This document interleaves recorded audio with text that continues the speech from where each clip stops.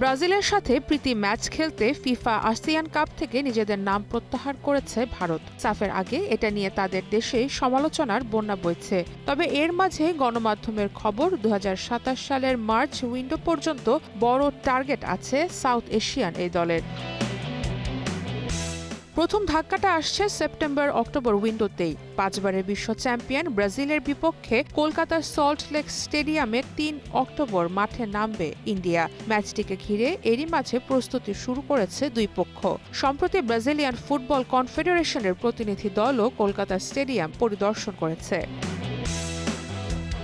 এর আগে একই আন্তর্জাতিক উইন্ডোতে কাবো ভার্দের বিপক্ষেও ম্যাচ আয়োজনের চেষ্টা করছে ভারত। অর্থাৎ বিশ্বকাপে আলোড়ন তোলা কাবো ভার্দে আর ৫ বারের চ্যাম্পিয়ন ব্রাজিল, দুই ভিন্ন ধরনের ফুটবল শক্তির বিপক্ষে নিজেদের পরীক্ষা করার সুযোগ পাবে ভারত। এরপর নভেম্বরের উইন্ডোতে আরও বড় পরীক্ষা দিতে চায় তারা। নিউজিল্যান্ডের মাটিতে বিশ্বকাপ খেলা অল হোয়াইটসদের বিপক্ষে দুটি আন্তর্জাতিক প্রীতি ম্যাচ খেলবে ভারত।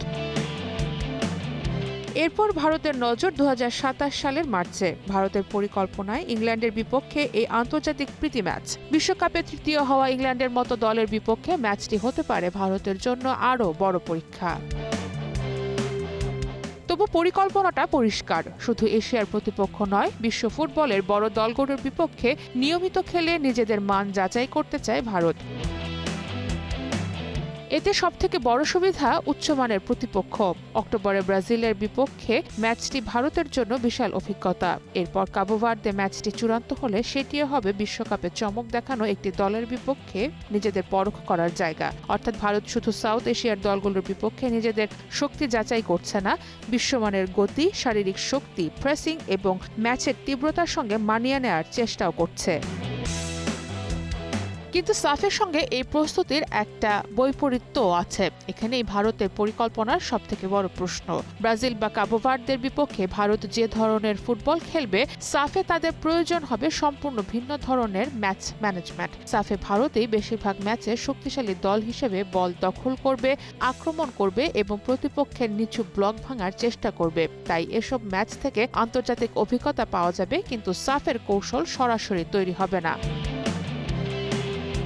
তবে সবথেকে বড় লাভ খেলোয়াড়দের মানসিক প্রস্তুতি। ভারতের জন্য সম্ভবত এটি সবথেকে গুরুত্বপূর্ণ। ব্রাজিলের মতো দলের বিপক্ষে খেললে খেলোয়াড়রা বুঝতে পারবেন আন্তর্জাতিক ফুটবলের সর্বোচ্চ পর্যায়ে সময়, জায়গা এবং বলের ওপর চাপ কতটা বেশি। আবার কাবো ভার্দের সাথে খেললে তারা বুঝবে শারীরিকভাবে শক্তিশালী, দ্রুত ট্রানজিশন নির্ভর আফ্রিকান দলের বিপক্ষে কিভাবে খেলতে হয়।